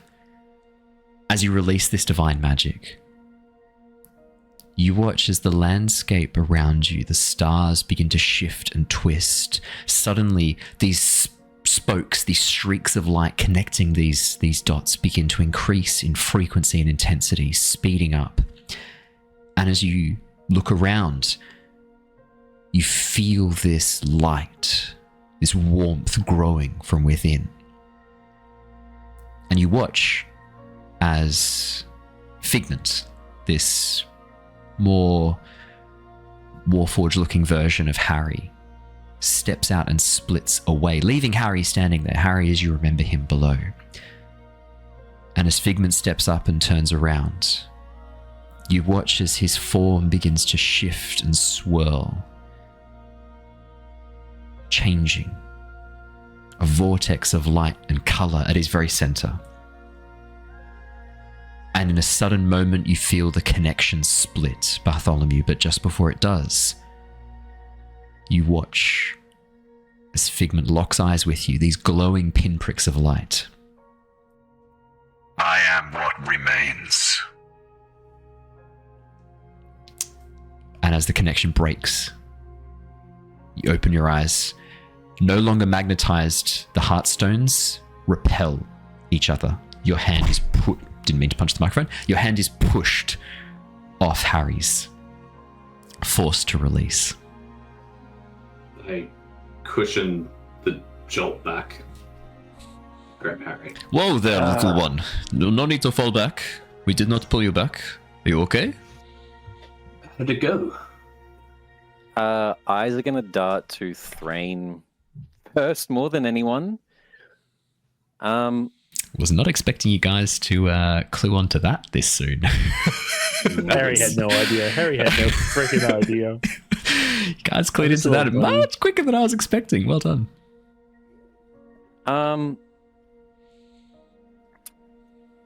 Look, Figment seems to be good. Not malicious. Oh, really? Yes. All okay? Yes. We can trust Harry again? Yeah, we can. Harry, I think you can be a little bit more open. Still be cautious, obviously. But I didn't feel any malcontent. There was no desecration of evil. Yeah. I'm gonna insight check this. Yeah. I mean, Bart's not lying. Technically, it's a lie by omission. I'm reading his. I'm more. Yeah, you're looking for body language. Judging Yeah. his body language. Oh yeah. Yeah. Bart has a very high charisma, so I'm sure he could roll a deception check. Right? Probably good. Look, let me roll one, because if you beat one, I do know what I would want, honestly, Niles to see, but I don't want anyone to see it, to be honest. So This is more based on because obviously Bart and I have we've hung out a few times, right? Brothers. And this is more based on I'm just seeing if he's omitting anything from the group, but I want to know if Niles can pick up on that. Yeah. Subtly, right? Well, luckily Bart's not being very subtle. That is a 10 from Bart. So, Niles, Cool. what's your insight check? It was a 16. 16. Okay, perfect. For everyone that's a passive insight or higher, it would just look like the obvious. Bart looks a bit overwhelmed, a bit shocked, and nervous about what just happened. To a lesser extent, Niles, it's a very similar, I guess, facial expression to when you saw me in the library. A sudden realization of something. Yep, I've seen this before. I just nod. Oh, okay. I'll even probably lock eyes with you for a second. Yeah. Yeah, everything's fine. Bart, as you look down at your heartstone, the green blinking light is gone. It looks like everyone else's now. Okay. Well, with that for now off of the table, we were wanting to set up camp, obviously, and try to, if we can, induce one of these sleeps. Before that, though, we've all been through a bloody lot, so I feel like a bit of a celebration tonight might be in order if we have any food or drinks. Look around at the other Sifnerblin as well. I know that we could all use some time to just enjoy the fact that there are more survivors and that we have made it out to the other side. There are still more people to save. And for the Tempest people, myself and Niles have another topic to bring up over drinks. Oh, I should else, I should I probably guess. get some tea brewing. This might be a bit of a conversation. Lyra. Yeah. You're muted, sorry, Ali. She looks very frustrated by that for podcast listeners. Still not coming through, sorry. Still muted. It doesn't look like there's any input coming through, so you're not muted on OBS Ninja. Just looks like there's no input. Still trying to use NVIDIA Broadcast as the microphone. I'd say you'll have to check NVIDIA Broadcast. That's okay. If you want to type it in chat, I'll read it out in my best impression of Lyra. While you're doing that, Ali, Ember, you feel a tug on your cloak, and as you look down, you see Noose standing there. He clears his throat. Oh, hang on, Ali, did I just see you? Did I hear you talk then? No, sorry, I got excited for nothing. Anyone remember the size restriction on the special myconid spores? From memory, we were told that it would work on pretty large things, but not huge things. And that wasn't size-wise, that was the myconids talking. We sort of assessed it up to, like, obviously it can do a hook horror, which is a large creature, like roughly around ogre-sized, 10 to 15 feet.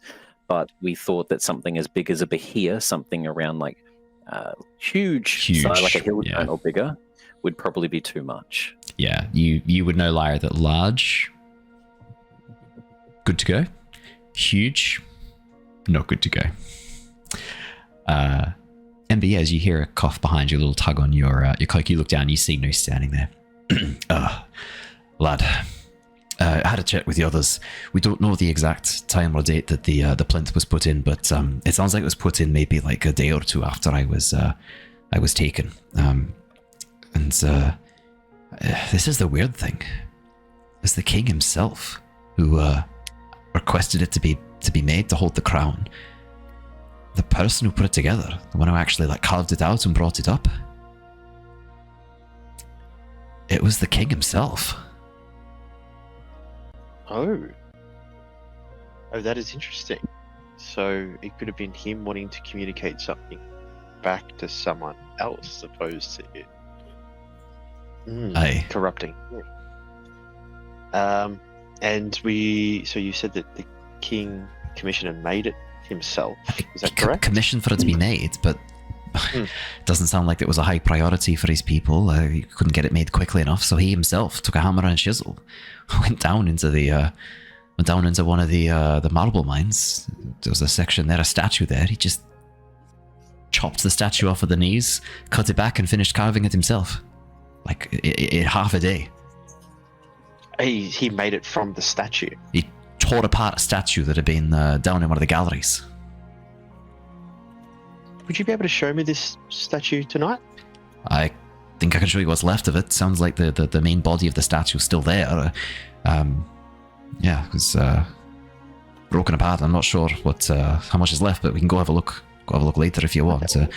But here's the thing, right? It's like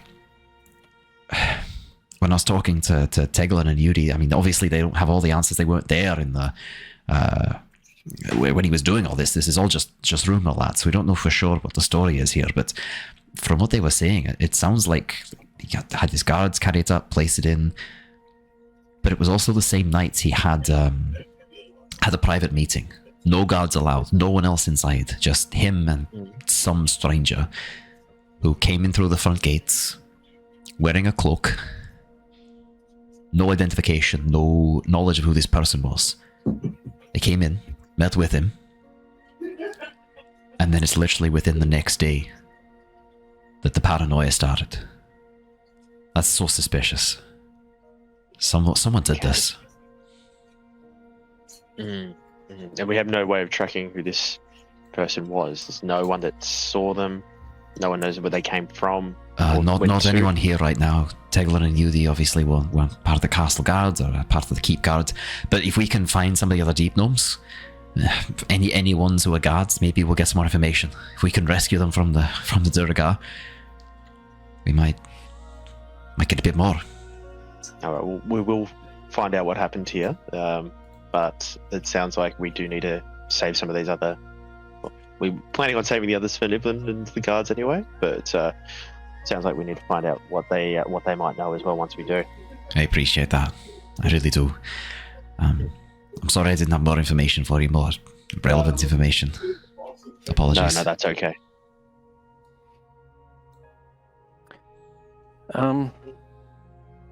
While Niles is getting the tea ready, if I guess we all wanted to begin settling down, does anyone have anything that could be shared, food or drink that's a bit other than the tea itself? The stores. We can raid one of the granaries. Some of the storehouses for food. I mean, the city wasn't totally starved. The king had put in place rationing and curfew. If anything, a lot of this food is at risk of going off if we don't eat it soon. Okay, maybe a bit of a feast then. Does Bahia taste nice? Does anyone know that? New shrugs. Threign, you want to start cutting up some chunks for us, I guess? The meat looks kind of tough, but I think if we tenderize it, I will complete this tenderization myself, and it will be ready. Oh yes, if you would have a bit of experience preparing large creatures where you're from, yes. Carnivore meat is often not that delicious without preparation. Have you ever had bear? No. Say that I have. Bear is a tricky meat to get right. But I think if we treat this like big carnivore meat, it will be similar. Or maybe more like lizard. I have not had giant lizard in many years, but maybe it is similar. Ember and Lyra can work on the salad portion of our dinner? Certainly can, and I also have some berries if some people like to snack on. I've had the good berries that I cast that made the day before, so... Are these berries that good though? I want great berries, Ember. I am giant, I am worthy of great berry. If it's only good berry, not interested. You stick with your meat then, Threign, that is perfectly fine. We will need bonfire. Someone strip planks from building roof. I will make a bonfire in center of town. One of these destroyed buildings, there is plenty of wood. We will make a bonfire, make big spit roast. See, Threign, this is where you might not like good berries and only want great berries. I don't like small fires. I like big fires. Oh. I can do the great bonfire instead. You should probably be in charge of flame. I think so. You can stick with the frosty things. I'll do the hotter things. Sweet. Well, while everyone's getting ready and before we get down to the serious business, but we'll have a bit of fun as I guess a couple of minutes go by of people preparing stuff, and I'm gonna, when the fire's lit, actually invite Gook. I'm gonna invite Gook to dance around the fire and just have a bit of fun, sort of like One Piece tribal. Just nice. Chill only because it's too funny not to do. I'm going to say that Noose, out of nowhere, suddenly reveals himself to be quite an accomplished and very, very well established cook of monster parts. Because I am a big fan of Dungeon Meshi, and I can see everyone's getting excited for Dungeon Meshi.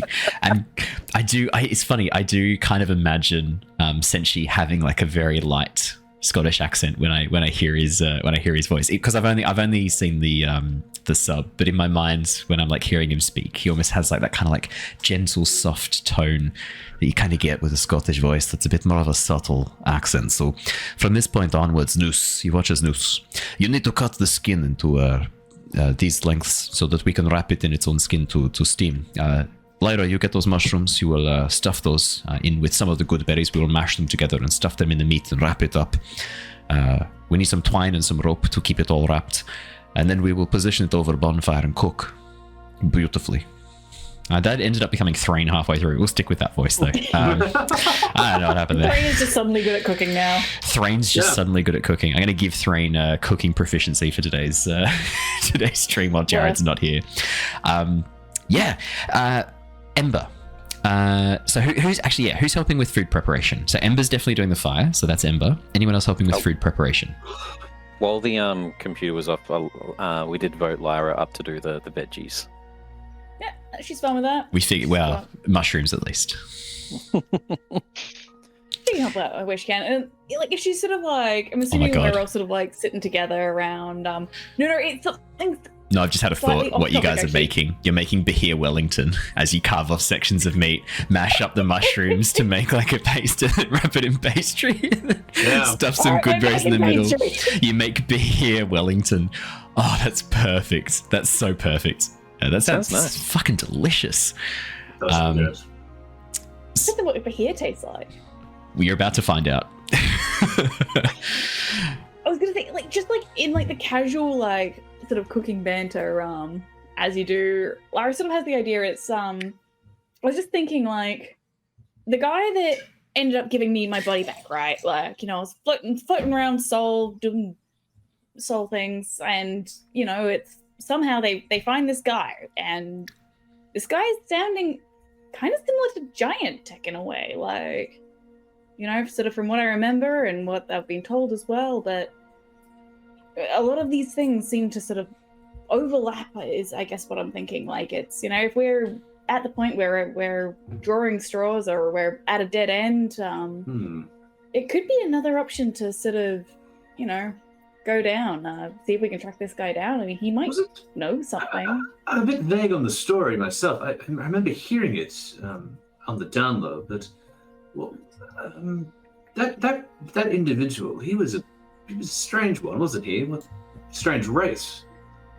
Insectoid or something, right? Bug-like, by if I remember right, and a weird obsession with corpses. Like, the rarer the better, or not even corpses, just body parts.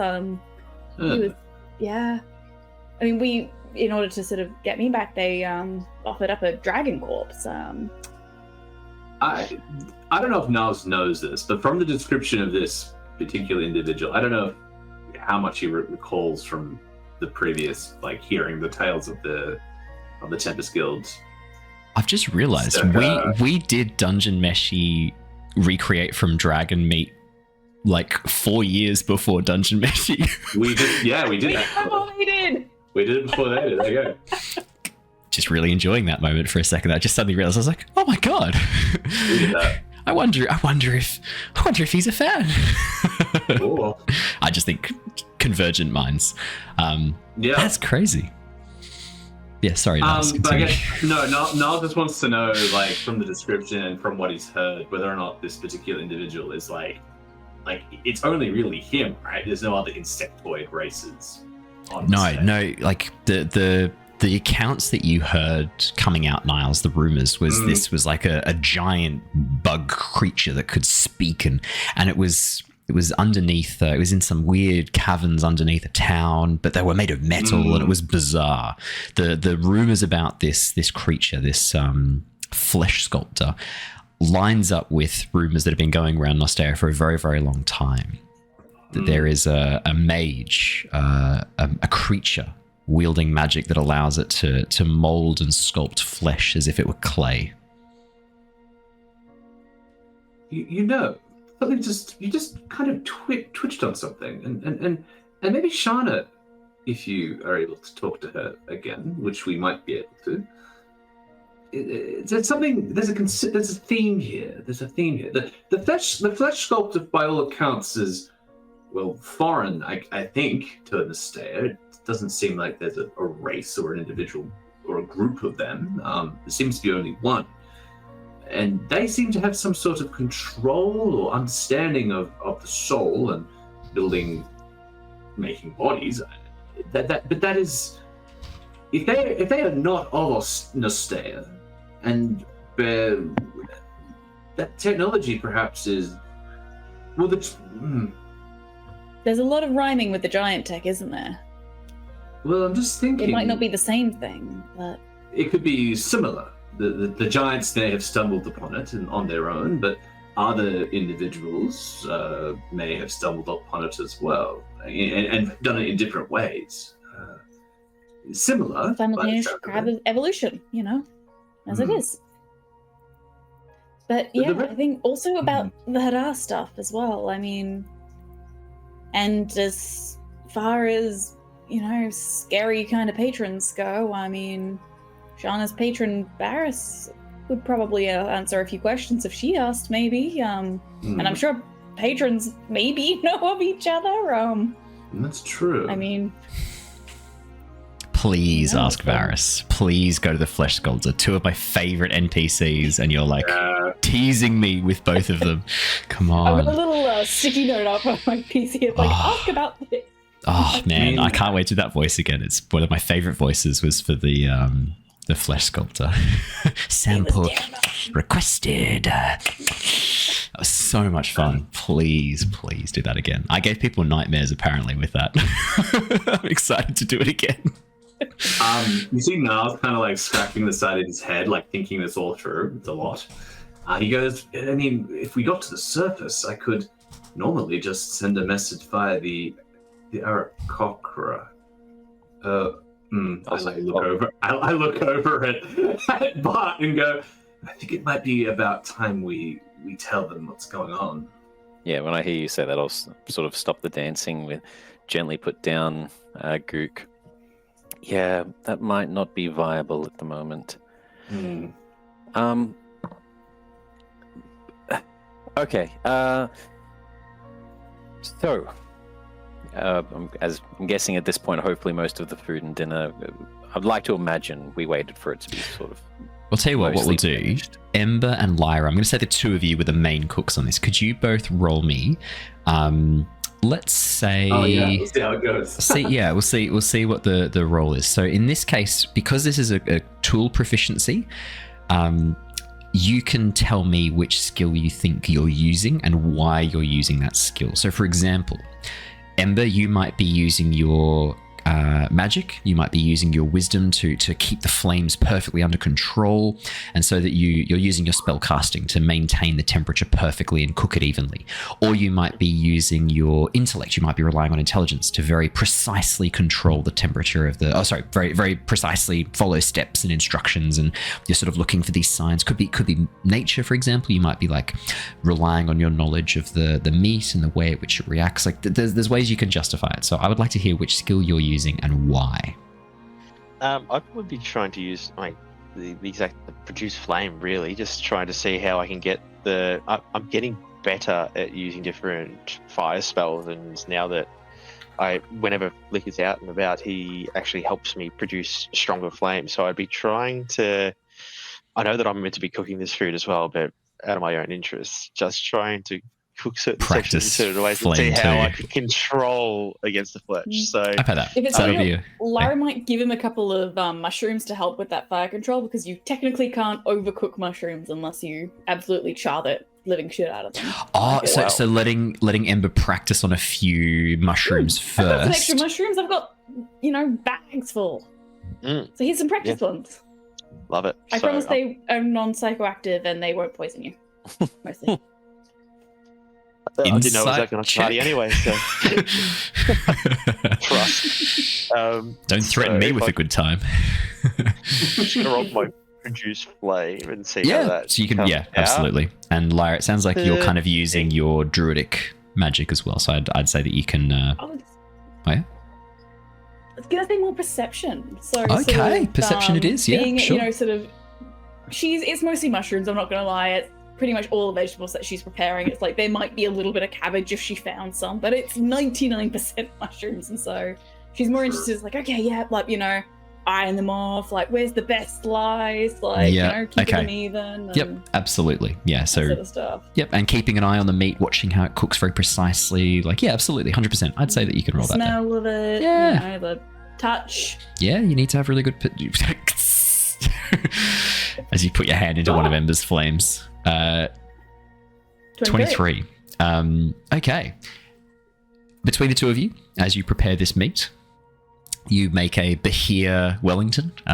Lyra grinding up some of the mushrooms, Ember very lightly cooking them, getting the flame control just right so all the moisture's evaporated and the mushrooms are perfectly seasoned and cooked, wrapping it around the meat, and then with the gnomes providing some pastry, wrapping that up as well, and then sealing it in a clay oven over the top of the flames. Ember allowing you to just go to town with this heat, pile on the flames, keep that control so precise so that this clay oven is almost perfectly on flame. You can see the entire outline is engulfed in these magical fires, and as you sort of keep the flames moving, creating this vortex of energy and heat, after about sort of 20-30 minutes, you slowly bring the temperature down, open it up for a very nicely cooked Behir Wellington. The meat has a bit of a flavor to it. It's not unpleasant. It's almost like there's a sourness to the meat, which the good berries actually kind of offset a bit with their sweetness.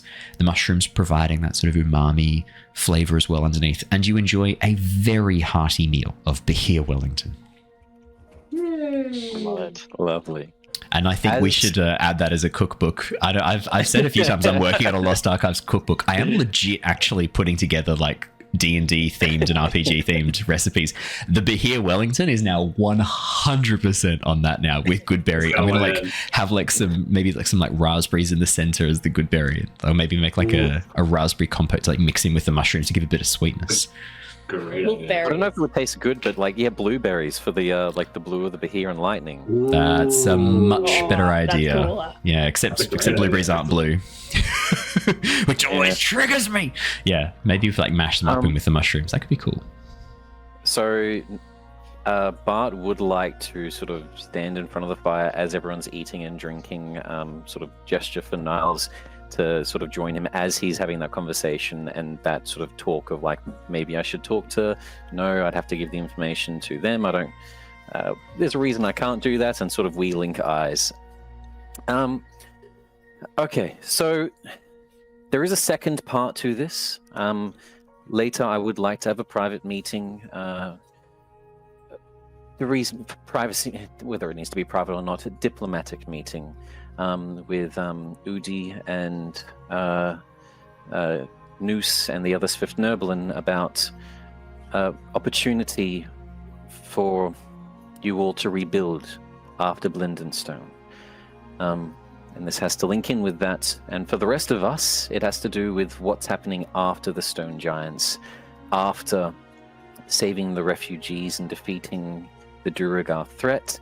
As from what I know, all of you were coming to the Underdark to investigate the Giants and to investigate what was happening, why they had returned.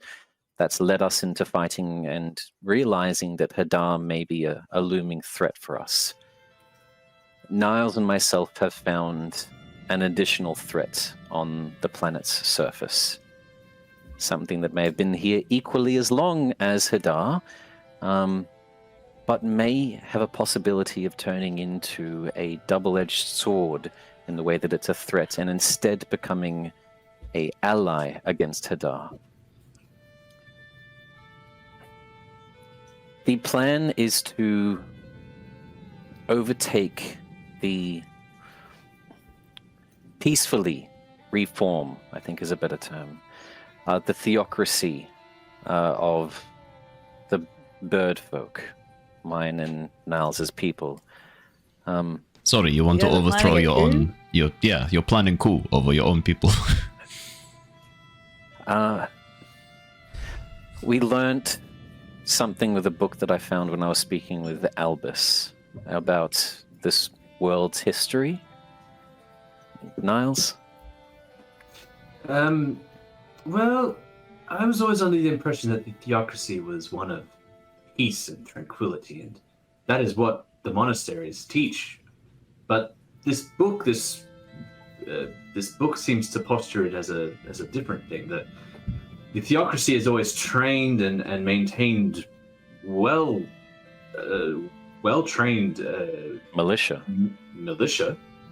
And this book seems to posture that the Owlin arrived on the stair as an invading force, as a force wishing to grow and sort of conquer. After already conquering the airplane. Indeed, we seemed back in our history. We seemed to get rid of the air elementals from their own plane and take it over. And we feel like, well, Bart and I feel like the theocracy might be readying something, getting something ready, perhaps wishing to do the same thing, maybe with the portals opening with the giant text. There may be an opportunity for them to mobilize. we don't really know, but this is just something that we've been discussing and seems to be something that we're both a bit concerned about. But aren't you kind of from the ruling family? I mean, if anyone was going to have an idea of what the future plans were, I mean, surely you'd have a whisper or a rumor. So that does have to do with the plan somewhat, but also something that I guess I'm starting to figure out and feel a bit more comfortable talking about. I'm not even sure if it's true, to be honest. I was speaking to Ember and Lyra, both of you, a few days ago about why my family hadn't come searching for me. Niles at the same time was a bit confused from this, being from the Silverwind family. And I know that my family was often trying to perfect harmony of the soul, magic and muscle uniting in one to reach some sort of enlightened state. Looking back on it now, and the fact that apparently none of you were whipped, force-fed, or tied down and experimented on, apparently I didn't have a normal childhood. There's thoughts that that the theocracy is trying to make a warring nation, trying to conquer. This book seems to correspond with that, and looking back on my own peaceful and loving nature that my mother wanted to raise, I think maybe I was a failure, and it was my family behind my abduction, and that's why they didn't come for me. But Maybe you do say, Lyra, you bring up a very good point why maybe I should know something. I think I do know people that do know something. And we have a bit of a plan, just like the Bahia fight, maybe in the works. That's what I wanted to bring forward. For after everything in the Underdark is solved, if you'd all have it and want to help in this. Obviously, it's not your fight. The goal is to overtake the theocracy, to avoid a war or invasion on Nostea with the Eris people, and to hopefully use that nation to fight back against Hadar. Furthermore, if this works and I am able to take over this people due to my own lineage and rights to claim, Noose, for you and your folks, I can offer the land under the mountain, and we can create a new symbiotic relationship for your people to have a new area to build a kingdom. You spoke of the once times that the Swift-Nerblin had many, not just Blindenstone and one last haven, but an empire. Nothing of malicious intent, but simply a place for your people to exist. I would like to help rebuild that. You don't need to help with this takeover in any form, just so you know this isn't like the gold I was asking for before. This isn't a payment. This is simply wanting to do the right thing, if we are successful. For us, however, the Tempest adventurers, I think 6 steps can help. We want to head to the Tempest Guild first. Niles brought up this fact that the Tempest Guild has a teleportation circle, something that would enable us to get to the Eris city in an instant. Avoid on traveling there, which would take God knows how long. Once at the Tempest Guild, we can organize a communications with his uncle, who is still a member of the Silverwind family and someone that we can trust. That is step 2. Step 3, after speaking with the uncle, is to ask about people, like you just mentioned, Lyra, that may know the truth. 2 of my sisters were excommunicated from the family and from the Liang clan and from the entire Eris people, Diademia and Josephine. They now organize a trading business, a franchise, something similar to what the Silverwind family does, and something that Niles' uncle may know about. Step 4 is to track down my sisters and speak to them about why they left the family and what they know, why they made that decision, why Diademia decided to take the young Josephine and leave. I never had a chance to reach out to them. Step 5 is once we hopefully put facts into play, even though we're confident we know the right thing, I don't want to attack my own father and my people if me and Niles are completely wrong in this. That's why we need to make sure 100% that this is true. But step 5 is to then travel to the heiress in secret. If this is true, my father had me abducted.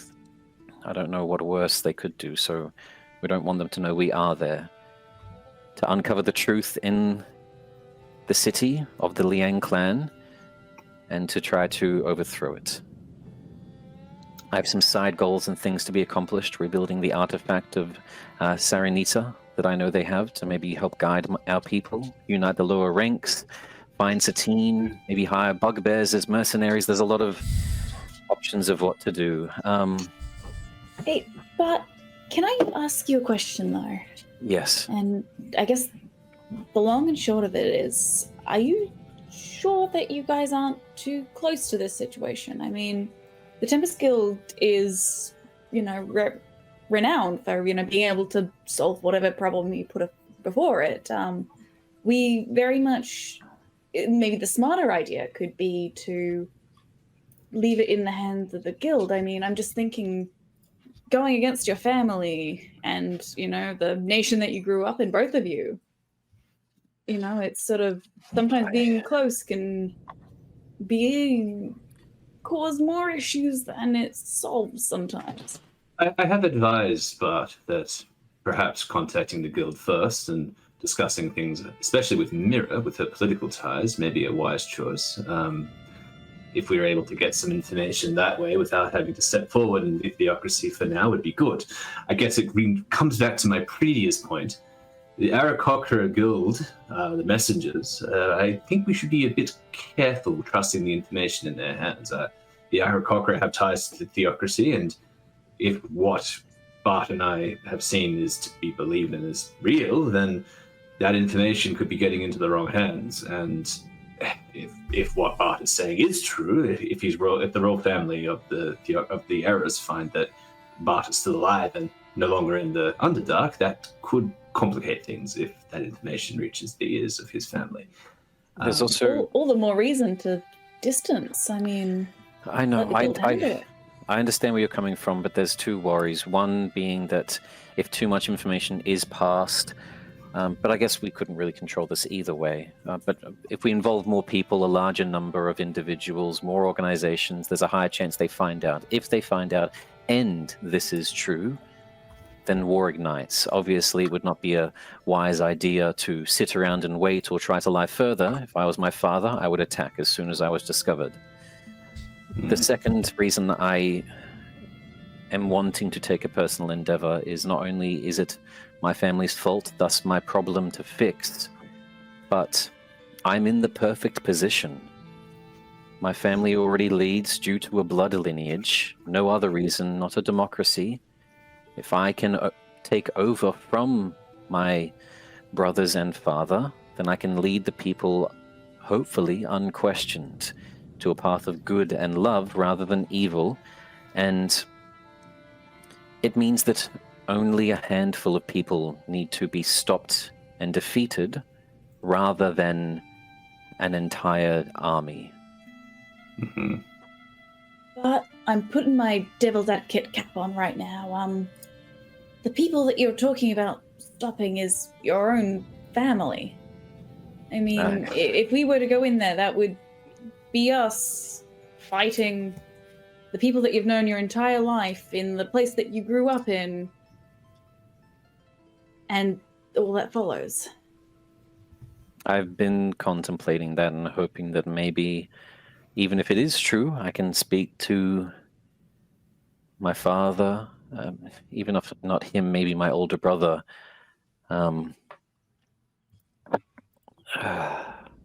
Alphonse was always... Yeah, I feel like Alphonse would listen. He's technically in line for the throne before me anyway. I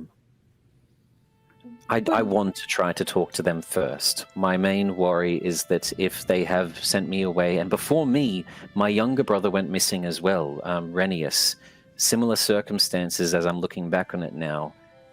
If they've just been getting rid of bad product, I don't know if they're even good people, Lyra. If your brothers survived for this long, do you think maybe he's seen as good product in your family's eyes? Possibly. And that means I don't know if he can be even convinced that there's so many moving parts to this. And that's my worry, but I'd say trusting Mira. I mean, she's gotten us through some crazy ass shit before. I mean, stuff that you wouldn't even fathom, but there are some things that we can't solve ourselves. As much as we want to, and you desperately, wish that you could just try hard enough. And, you could do it, but sometimes taking the direct action yourself isn't the best idea. I am inclined to agree with Lyra on this. At least explaining the plan to Mira to get some sort of perspective on this would be wise. No, she's I literal agree. ambassador. I agree completely. My only concern is that if she wants to involve more people, or if she is an ambassador, organize a direct meeting with nations. I'm simply trying to avoid war. Well, I think whatever we come up to and we return to the surface will be some sort of conflict. The giants don't seem too happy with themselves, and I guess that's the thing. We can turn our attention to this, and trust me, I want to. I don't want any of my family or friends to be complicated in some sort of conflict, but the giants are readying themselves for combat. We can see it here. The stone giants are digging for something. Who knows what the other giants are doing? I mean, the hill giants, by their own admission, are preparing battles between their own siblings. I think any way about it, we need to relay all of this information back to the Tempest Guild in our earliest convenience, and make a plan. No, I agree. It's why I felt comfortable speaking to Niles about this first, and then asking all of you for help rather than trying to handle this myself. The story that you all told me about the Tempest Guild managing to defeat Tiamat. If there's anyone I know that can help, it's you guys, and you've already saved me and multiple times. So I do agree, and I'm more than happy to speak to Mira first. I simply see the pros of handling this personally, even though I know that it will be a arduous journey. You do not need to take everything up upon yourself, but that is the beauty of this family that you find before you. Yes. Perfect. It's always good to get the outside opinion as well, because, I mean, these people did raise you. They would probably know how you're thinking, and, I mean, a different plan of attack is probably the best way to go. That is true. That's very wise of you, Ember. A plan they'd least suspect might come from Harry or Threign, to be honest. Probably Harry. No one can predict Harry. Oh, Harry, we could bring Figment to the heiress. I'm sure he would love that. Just let him loose. Just let him loose. You have permission. No, please. Actually, maybe don't do that. There are a few people there that I care about. It's alright, just let me loose. Oh, well. We did that once before, and you nearly died. Think of how many more hearts of gold Harry could collect if you let him loose in the aristocracy. That and how many traumatic brain injuries. That's a good point. Yeah, in any case, minor brain injuries. Now that you know this information, and I admit that this is something pertinent, obviously, to Bart and I, but we still do have the overlying issue of the stone giants. I think that we should all get a good night's rest tonight, contemplate things that have occurred over the last couple of days. It's been a bit. And then perhaps let's think about how we deal with the next steps. I think we're going to have to delve deeper. I don't exactly know where the giants have their stronghold, or perhaps. Do you recall where they might be located? I feel like I might be able to help us, and we still have that potion that you gave me from when I first met you. Of course. Don't forget, though, we are still doing it tonight, attempting to induce a dream. Oh yes, of course, yes. That goes without saying. Okay. Well, yeah, I just want to we we wanted to bring this up so that all of you could help. Do not get this wrong. I'm not trying to fix this myself. That's why I wanted to bring all of you into it, so that doing this takeover could be done peacefully without the worry of anyone finding out, like my father, and starting a war. If we can involve small, trusted numbers of people like Mira, then I'm more than happy with that. If you all trust them, then I trust them. Yes, Noose, I guess we can talk about it later, as it's already late tonight. But I did want to discuss with you and the other Swift-Nerblin about moving your people there, and from the way Udi speaks, maybe you leading them.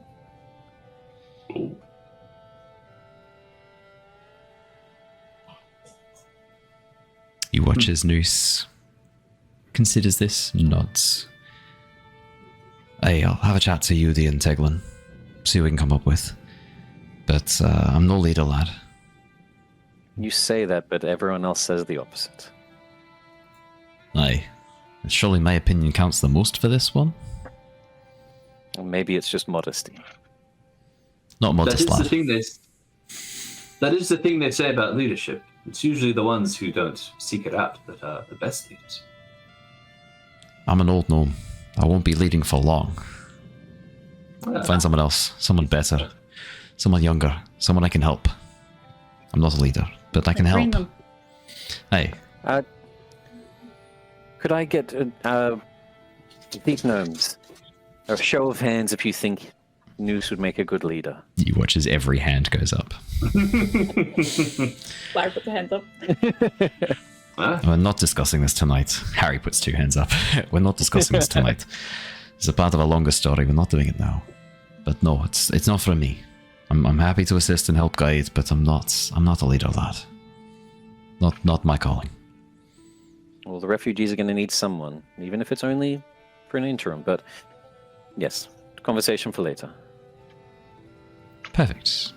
And with that, you may all head off for your long rest, and the cliffhanger that we will end on tonight, as sleep takes you into its warm embrace. You find yourselves opening your eyes, not in your own bodies, but in the bodies of your giant echoes. Let's go! And we will have our giant dream next episode, which would be good because Jared will be here for it. Thank you so much for joining us, everybody. It was wonderful to be back. Wonderful to have you all join us for some pretty big revelations in tonight's episode. Yeah, huge. Yeah, you guys stumbled across the Figment and an M connection a lot sooner than I thought you would. that was outstanding work. Goodness me, that's gonna potentially change some things in the near future. I'm gonna have to have a bit of a look and see what effects that has. It's excellent. But from all of us here tonight, thank you so much. It is wonderful to have you all join us once again. We will be back next Wednesday for more Return of the Giants. Tomorrow night for our Avatar Legends campaign, The Legacy of Kyoshi. And on Monday night for our Curse of Strahd campaign. But tonight, that is all there is. It's time for us to head to bed. So thank you so much for joining us. Stay safe, stay well. Hit that like button and leave a comment to tame that timorous YouTube algorithm and bend it to your will.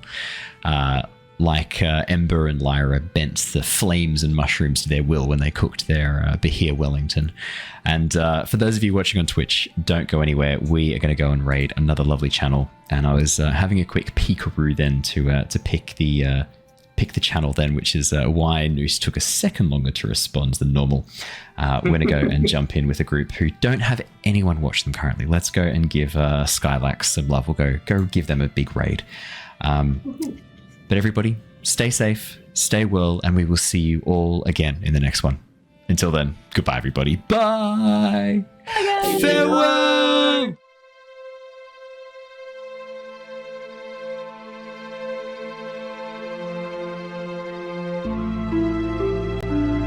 Bye.